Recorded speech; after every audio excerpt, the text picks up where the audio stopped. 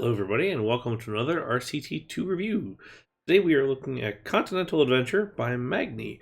This is a bronze winning park on New Element and it's a pretty big park also. I liked it a lot. I was actually the high score or high vote on this park on New Element, and I'm going to explain why as we go through the review today. So this park is based off of Port Aventura and Busch Gardens parks, most notably Busch Gardens Tampa, and was built entirely in RCT Classic on the iPhone. So right there, that's a pretty crazy, impressive little detail there. But let's take a look. So let's find our entrance here. Entrance, here we are. Alrighty. We come in with this sort of Egyptian-y, Arabian, more Arabian, I think, than anything, entry here. Simple architecture. There, a little bit of detailing here and there, but nothing too crazy. Let's take a left-hand turn, and we're going to go up this way into this first Asian area. So this is Himalaya, the coaster here. And what I did find is that I had to reset these for whatever reason.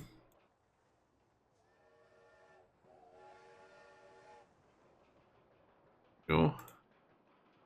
Let's take a look. This one is based off of Alpengeist, among others. So it's got these pretty cool supports on it. I do like the way that those look.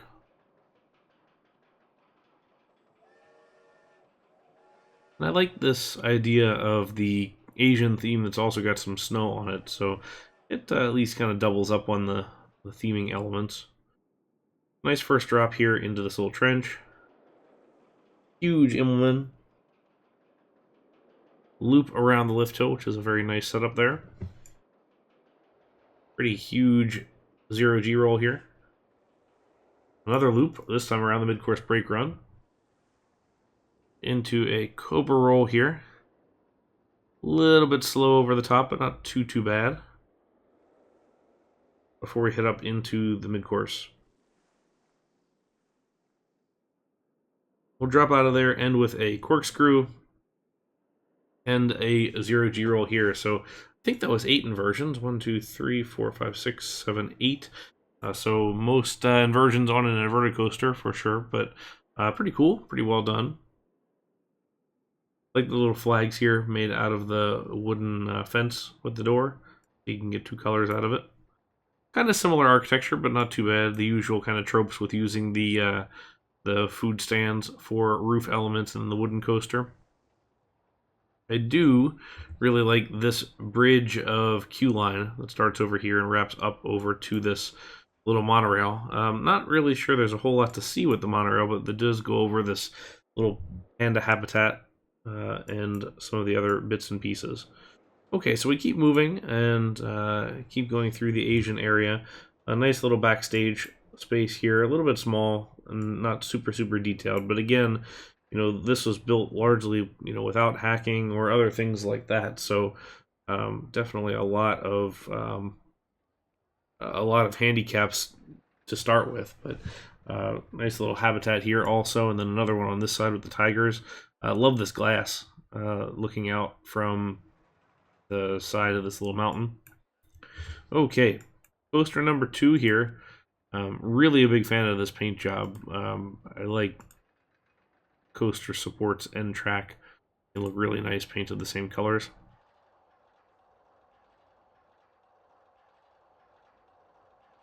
We have a diagonal brake run, so this guy gets caught up on the mid-course brakes, which is a little bit of a shame, but not too bad. This one is sort of a mix of some Orient Express and some Anaconda at King's Dominion. Sort of an interesting layout. All the layouts I thought were very interesting on this ride, or on this park. We get up into our first 2 loops. Wrap around to our next loop, very reminiscent of the Viper at Magic Mountain. Get up into the Sidewinder and into the mid-course brakes. Stop for a little bit of a second there, so it's a little bit of a shame here that the blocking is somewhat screwed up. So we'll toggle this real quick, get this one to take off. As soon as he is out, this one can move. When you have a diagonal brake run like this, I suggest trying to put one more block brake on the very end of this string. They won't park quite right, it'll look a little strange, but it'll at least avoid this kind of an issue. So into this little knot of track here, very reminiscent of Anaconda, King's Dominion, like we said. 2 corkscrews high up, and then into a kamikaze roll for Batwing. And then a final helix that was typical of a lot of Arrow coasters back in the day. Another 8 inversion coaster, so pretty heavy with the inversions here, but I do like the layout, I do like the colors. Just get the blocks fixed up there. Alright, so here is Tiki Waka, which is an interesting pull from Wallaby, Belgium. Garslauer bobsled coaster of some type. Also sort of similar to Cobra's Curse as far as layout goes in Busch Gardens. So we've got the first lift, some elements here, then we have a brake run, then there's a second little element here, and then a lift for the remaining section. A bit of little theming here and there, which I like. It's not overly done, but the gardens in the space are nice. And I do like how the train is weaving through all of this as it goes throughout. Little show set back here too. You don't see the submarine ride used very often in parks, so I'm a fan of just seeing it used. I don't necessarily think it fits most parks. This is maybe a little bit of a suspect use, but Reef Explorer, Legoland's got similar things, so you can't fault it, I don't think. So we can transition out of this area and into, so this was listed as the Outback there, and then we're going to move into this area on the side here where we have Dingo Airways. So I guess this is our Outback area, and a second park entrance on this side. This is our Cheetah Hunt type ride. Starts with a little mini launch, wrap around into launch number 2 on this airstrip. A non-inverting loop, which is kind of cool because you don't see them very often. Also custom supports there. Then some good helix elements here. Up into our mid-course brakes.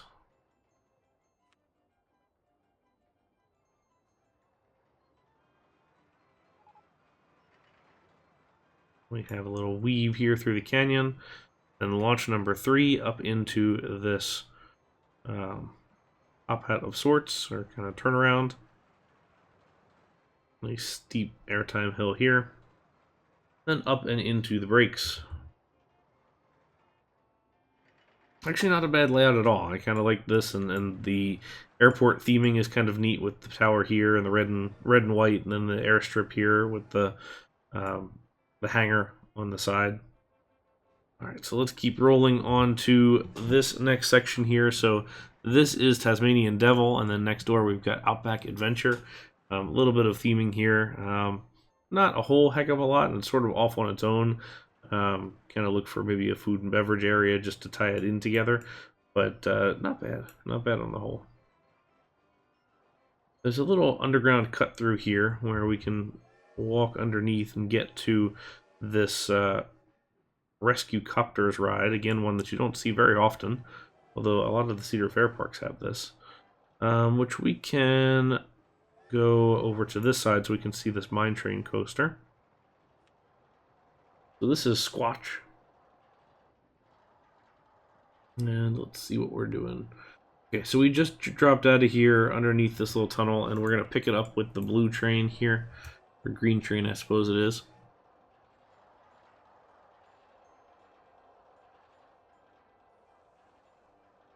This feels very Arrow Mine Train-esque with the sort of weird and slow banking, the meandering corners, and the way that it interacts with the other rides in the area.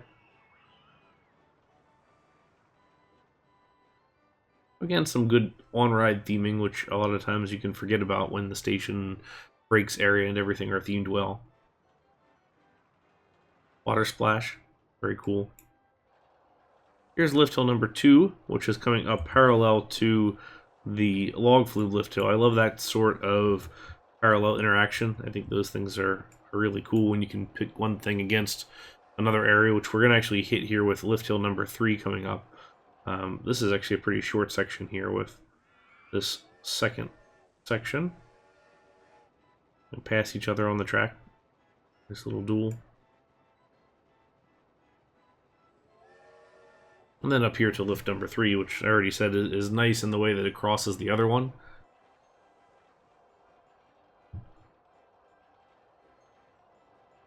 And we're going to dive down into the same tunnel that's shared with the exit from the station. Pick up some speed, about the fastest it's going to go all ride. Wrap around, and then up and over, and then through this. I don't know what it's meant to be there, but we're gonna go through that on the side, and then around. A couple supporting flat rides here. We've got the Wendigo, Enterprise, and then some of this sort of entry theming. The park is really big, and I think as part of that, the planning is a little bit all over the place. It actually has the Busch Gardens Tampa issue with it, where the back of house is actually in the middle, which is a fact of the matter of how Busch Gardens Tampa grew over time. So it's actually been kind of faithfully recreated here as far as that goes. I do like how this entrance into the back of house space is screened and covered, so you have this pathway here that as a guest you would never know you're walking over a road. Same thing with the train here that has a nice enclosed tunnel on the side too. Okay, so let's continue across. We'll go through this sort of castle-y type area here into the jungle of sorts. So this is Cayman. This is our Kumba-esque coaster. I do like this statue thing in the middle. So plazas are being created here, which is nice, and it's framed around the entrance, but I'm also looking for food, merchandise, things like that to be kind of stacked around it. I feel like that's a key thing when you create the plazas like that. So it often looks a little bit missing when it's not there. All right, but let's get going on this one. So flat drop up top, just by very nature of trying to do the diagonal drop. Not something you typically want to see on a B&M, but it kind of works here. So loop, big dive loop with pause. Cut back under the brake run on station into a 0G roll.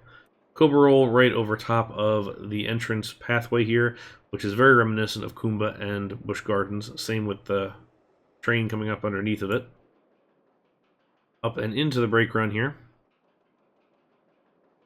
Double cork, or interlocked cork, I guess we should say.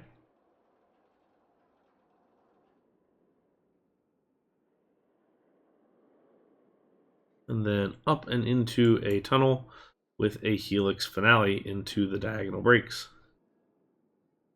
So not too bad. Transfer track could use a little bit of work. Just you want the sliding portion to be elsewhere, and this, it doesn't quite do it how B&M would do, but it is functional. So credit to that. Again, nice layout here. Another 7 inversions on that one. One thing to note, when you try and look at coasters within the same park, you want to try and mix up the inversions and everything. So let's take, for example, Kumba and Montu at Busch Gardens Tampa. Whereas Kumba has the Cobra Roll, Montu has the Batwing. Whereas Montu's got the Immelman, Kumba's got the dive loop. So here we've got loop, dive loop, Cobra Roll. On this one, we at least flip it up to the Immelman loop, and then we also have a Cobra Roll here. So would have been nice to see a Batwing, although those don't honestly translate very well in RCT as far as I'm concerned. Okay, so continuing on to our jungle area here. This is the big splash boats ride.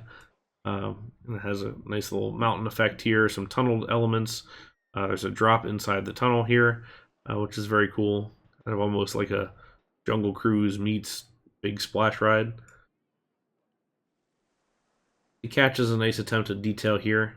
A bit of a shame that the zero clearance and things like that weren't available to go underneath.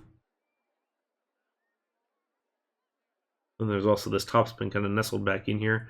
One of the things to consider, though, as you put rides and attractions in the park is where they sit in relation to the path. This would be very difficult for a lot of guests to see, the way that it's kind of sitting here tucked in. Now, it looks great from an RCT standpoint because you frame it very well, but at the same time, you also want to consider just how well it's being viewed from the guest perspective.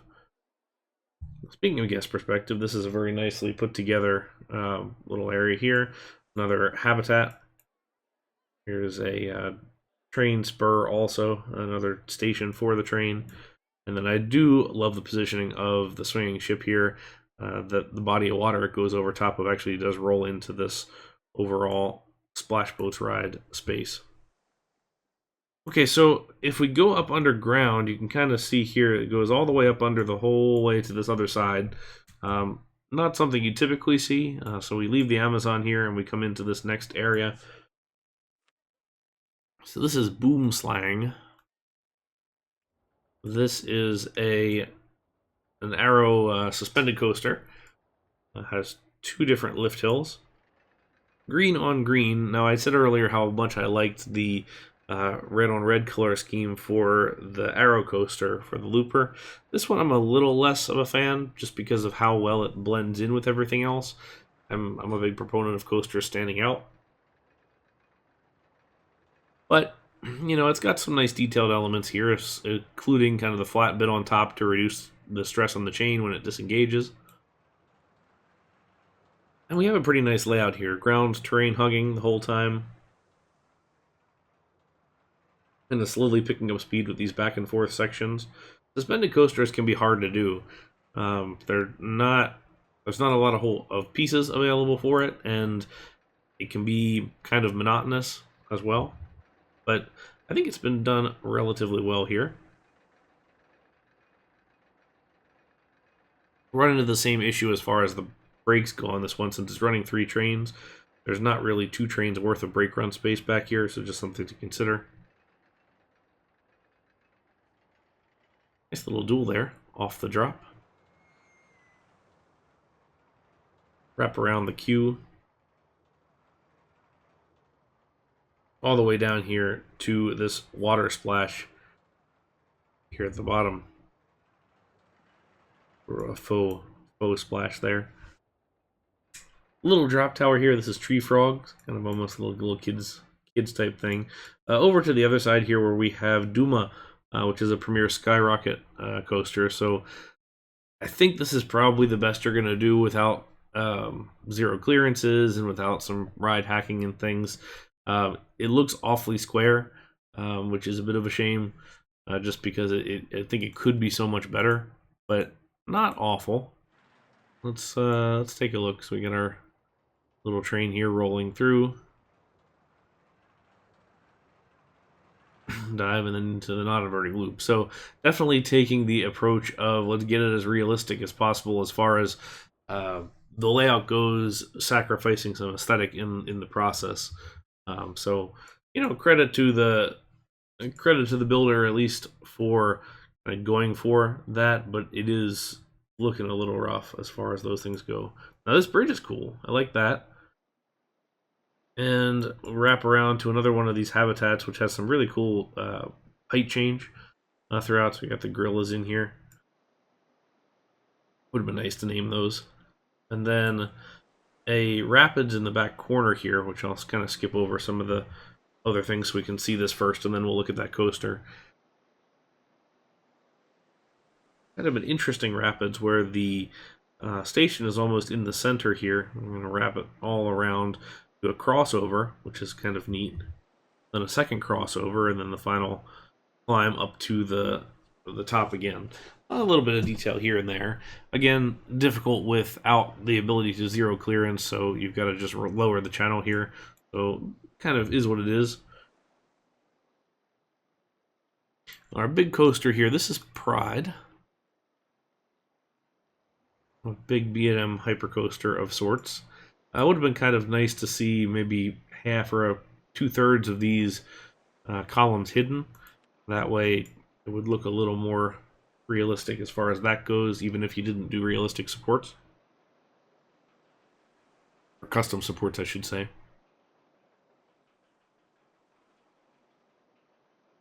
Long lift hill up. Here's the lion habitat also, which I think is very nicely done. I do like all the habitats in this park. I think they were very well put together. And here we go. Through the tunnel. Up and back down. Then a nice long airtime hill here. And a fast hill. High bank turnaround, sort of almost Fury 325-esque. Lower hill here. This sort of has a more modern hypercoaster vibe from B&M, although not all the parts. That's definitely a long coaster, that's for sure. Nice tunnel here. And kind of wrapping around, and then we have our early mid-course, which still has another little drop here. Similar to what you would see on Shambhala and some other ones. Gets that clear before the next one is at the top of the lift, although it's not quite timed so well here. We also don't have the block break here, so this guy is still stuck there. So definitely things to check on before you totally wrap up. Kind of sparse in this area as compared to some of the other ones, but I do like the gardens.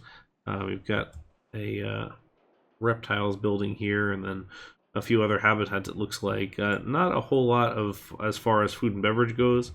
I think you do want to see maybe a little bit more of that. Into the Egyptian area, which is back sort of where we started. We've got a car ride inside this big pyramid building. This is Tomb Raider, as could be expected. And then a wild mouse here, Scarab Scurry, which I think is kind of a nice name. And then Horus is a pair of these inverting swinging ships. Cool. Alright, so let's go across the river here into more of this area here. So this is Arabia. So this is Arabia. This is Egypt. Arabia, Egypt. To be honest, I can't tell a huge difference except for the lack of pyramids over here. I think you maybe want to look at a bit of a difference as far as some coloration and some other things, even though they are primarily tan. I think there are some things you can do there, just, you know, as far as that goes. But I do love this. This is very cool. Dropping down into the pool. At the corner here, we've got something very similar to Busch Gardens Tampa. We got Jin, which is the drop tower here. So kind of multicolor heights, paint scheme, sort of like a Falcon's Fury. And then we've got Sultan. Sultan is this Schwarzkopf coaster, which is more or less a recreation of Scorpion at Busch Gardens Tampa. So typically you want one more car on the train, and the transfer track's not quite right, but not a bad attempt at this overall layout. This is a little hard to do since in real life the loops are almost at kind of a 30-degree angle to everything else. But I'm actually very impressed that that even threads properly through that loop.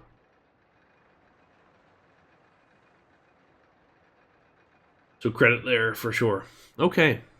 Moving on, as we get back toward the center of the park, we have a Magic Carpet Ride, which is well suited for this area. And then in the middle here, there's Bahamut, which is a mock water coaster. I do think this is really cool. This drop down into this waterfall on the other side, up into the splash. That's a really neat way to treat that. It kind of adds a little bit more to the typical just drop and splash.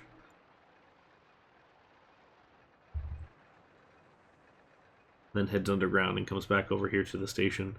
Kind of like the way that this train just like blows through the side of the station building. It almost feels like it wasn't quite planned, but well, it's there. Alright, and then if we jump back over here, we're actually going to take a side here because I missed this earlier when we were going through this. So this is, in the middle here, a dueling wooden coaster. So this is Outlaw Express. This is very much themed after a Gwazi type look. Or not themed after, but based after. Let's take a look at this. Cross those trains.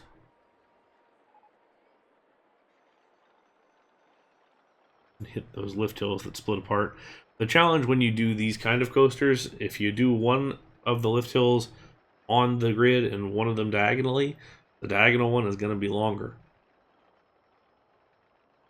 just by nature of track length. So it's going to be a little bit off if you're trying to set up the duel. So you can see he is now at the top, and he's still got a little bit more to go. Not by much, but it's just enough to get it slightly off. And as a result, you have a little bit of a pass there, but it's slightly angled. Good pass here. And now this ride is really just going to go back and forth and just kind of pass each other on the different sides. So we're going to do that. Both take on the same kind of helix. Cross again.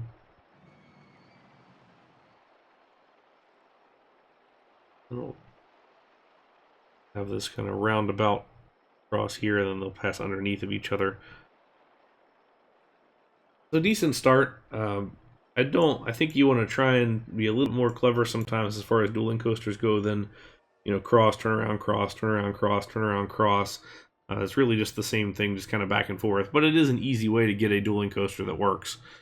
So if we continue through this area that we missed, there's also the log flume here. This was Alpine Falls, which had the mine train surrounding it, which we were already looking at. So I thought that was kind of nice. But actually, I believe that wraps us up. So it's a pretty big park. It's got a lot of huge coasters. It's got 3 coasters with 7 inversions or more, which is definitely a record, I would say. But some pretty nice layouts. Definitely shows a builder who understands coasters in general and knows how to build them. Theming, I think, is done decently. The fact that this is all done on an iPhone and was done with no hacking at all, or no custom rides, or no track merging or anything like that, I think, to me, that's what makes this park as impressive as it is. I think there's still some planning considerations. You look at an area, say, like this one, where everything is long and stretched out, and that owes to, that you have an area here and an area here, per se, and you got to connect the two. I would just as soon have longer sections of nothing, or habitats and things, and try and cluster as much as you can around. Because there are some nice little touches with buildings and things like that, but I'm lacking in the little restaurant plazas and the shops and the seating areas. It always seems like you're meant to keep moving. As you come through here, it's just 2 wide path all the way through.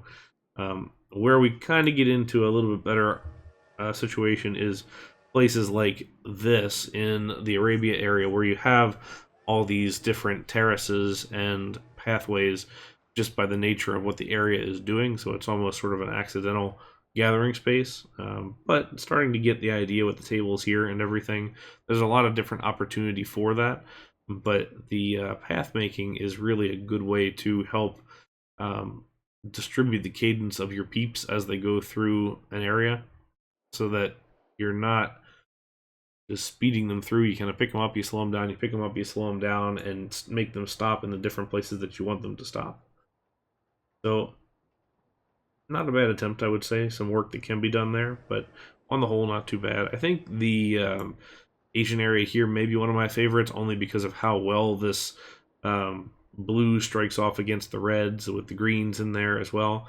But I'm also a huge fan of this color scheme too. It sits really well against the greenery of the architecture, of the ground, of the landscape, and everything too. Also, not being afraid to have open grass space. I feel like that's one of the big things nowadays, that it's almost a sin to put a bunch of grass underneath of things. So it's good to see that openness is okay, and it actually works all right. So I probably did vote maybe a little bit high on this, but I honestly was just very impressed with the amount of skill that this shows, with the limited tools at the disposal. So I stand by that score. I think it was a very, very good park. Certainly congratulations on the bronze. Wish it would have gotten higher, maybe even a silver. But hopefully this is not the last thing that we will see from Magni, and there will be more to come. But I would say I'm a pretty big fan of this, and I would love to see more. So, until next time, thank you guys very much for watching, and have a great day.